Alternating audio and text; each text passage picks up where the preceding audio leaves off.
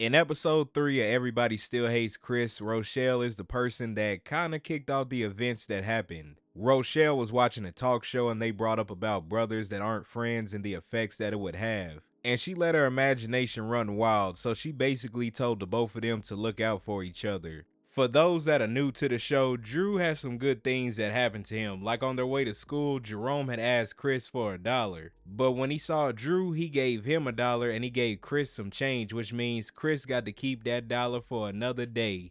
And once Jerome sees he's not with Drew, he's going to get that dollar and that change back. When Chris got to school, he told Greg everything that happened before, and Greg wants him to keep being around Drew. And he spun things to make it work for him as well, because if Chris gets the benefits of being Drew's brother, he gets those benefits of being friends with Chris. Although Chris soon realized that being in Drew's shadow may have had some benefits at first, but on the other hand, it wasn't all that great. People didn't even notice that he was around talking to them, and he almost had a date even though she said out loud that she was going to use him. Chris over there upset. He should be happy. He saved some money again. That dollar and change he was going to use stayed in the pocket once again. To be honest, Chris should just stay being himself. Sure, he might not be the most popular, but it's better to be himself than to be in someone else's shadow. He didn't do that. At this point, Chris decided to change things up. He got tired of being in his brother's shadow, and it worked, or so he thought. When he was doing something that he thought everybody else thought was funny when it really wasn't, Caruso was the only one that kept it real with him. He told him that Drew told them all to laugh.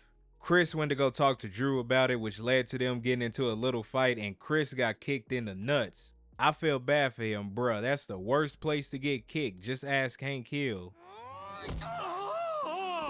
You left yourself open, Dad. I thought it was going to be handled a little bit differently. I thought they were going to talk a little bit, but they are brothers. They're going to fight here and there. And it's not like Drew could understand Chris's experience because he has a totally different one. Most people tend to gravitate towards Drew, while Chris, on the other hand, not as much. But we'll get back to their situation in a minute. There was something else that happened in the episode. Since Chris and Drew go to the same school now, Tanya will be the first one home this time around.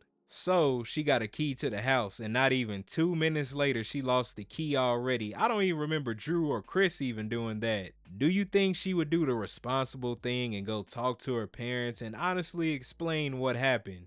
No, this is Tanya we talking about. You know she not gonna do that. It was like the next day, she tried to get around it when Rochelle told her that she wanted her to put the food in the oven at a certain time. She left the window up. That's a dangerous idea, by the way. Rochelle had noticed and she closed it. So when Tanya got home from school, she noticed the window was closed and she was trying to figure out how to get into the house. Jerome was the one that helped her out, but it was by him throwing a brick through the window. Now she gotta explain that, and you already know she gonna blame Chris. What ultimately helped her out was when Chris told her that him and Drew got into a fight. He should not have told her that, but she was gonna figure something out. Speaking of those two, back to Chris and Drew, when they went to go get the groceries, Julius told them that he envies them. He let them know that it's hard to make new friends the older you get and the less you have in common with people, and that's nothing but the truth right there. He also let them know that they're lucky to have each other. A brother is someone you always have time for. I thought that was cool of Julius to bring that up. He might not have known what was going on, but it was good advice and something that they both needed to hear. Now, the reason that Julius said all of that in this episode was because of Rochelle. He tried to be friends with someone at his job. It worked for a little bit, but it turned out they had different interests. And that really is life. You may meet many different people at work or outside of work, and some you may not have anything in common with,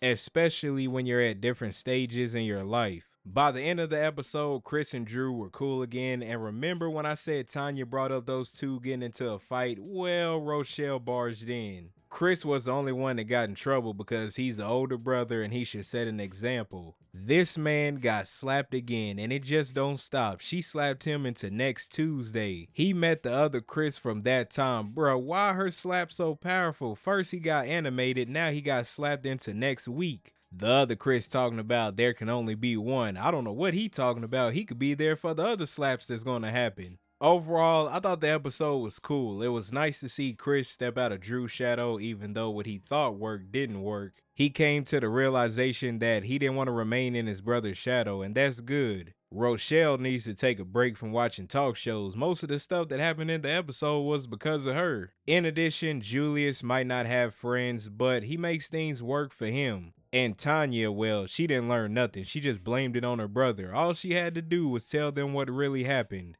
But I'm interested to hear y'all thoughts. Comment below. What did you all think about this episode of Everybody Still Hates Chris?